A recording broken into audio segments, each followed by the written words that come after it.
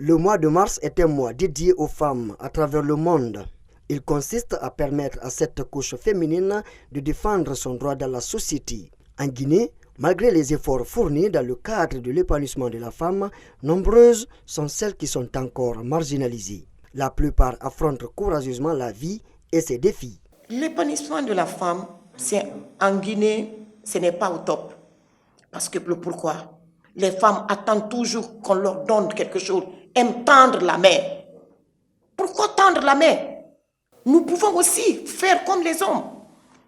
Ce que la femme peut, l'homme ne peut pas. Parce que nous avons le courage. On se dit que le travail là nous rapporte pour nous aider à élever nos enfants, à donner le quotidien à nos familles, à aider la grande famille. Mais aujourd'hui, les femmes aiment tendre la main. Je vous demande d'arrêter de tendre la main. Le mois de mars est surtout l'occasion pour la Guinéenne d'exprimer ses attentes à la face du monde. Au Palais du Peuple, l'organisation des festivités du 8 mars 2020 a mobilisé des centaines de femmes en présence du président Alpha Condé. Malgré la solennité de l'événement et les promesses du jour, Yvonne Koumbassa reste sur sa faim. Le jour de la fête du 8 mars, la première des choses que les femmes qui ont pris la parole sur le podium devaient demander 1 minute de silence pour nos enfants qui sont tombés. Parce que ce sont nos sœurs qui pleuraient. Ça veut dire quand une seule femme pleure, c'est toutes les femmes qui pleurent. Et les femmes qui ont pris la parole sur ça n'ont pas demandé à toutes les femmes qui étaient au palais pour demander 1 minute de silence. Ça, c'est une erreur.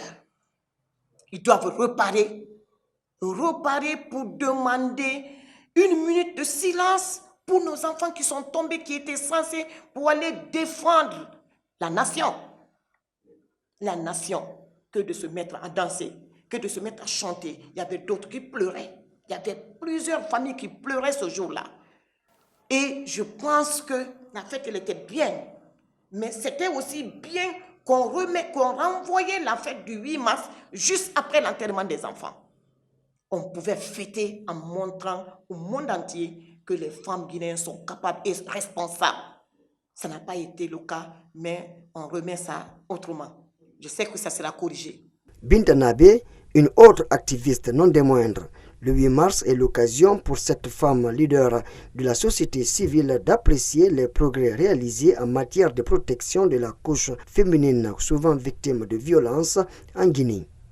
Moi, je suis optimiste que ça va marcher si nous arrivons à conjuguer les efforts et les médias et les communautés, les prestataires de santé, les élèves et étudiants, les enseignants, les acteurs. Si tout le monde se donne la main, on peut vraiment atteindre comme on appelle cet objectif concernant les droits des femmes. À ce jour, environ 182 cas concernant les violences basées sur le genre en Guinée sont sur la table de la justice. Plusieurs auteurs sont condamnés tandis que la plupart échappent encore à la loi.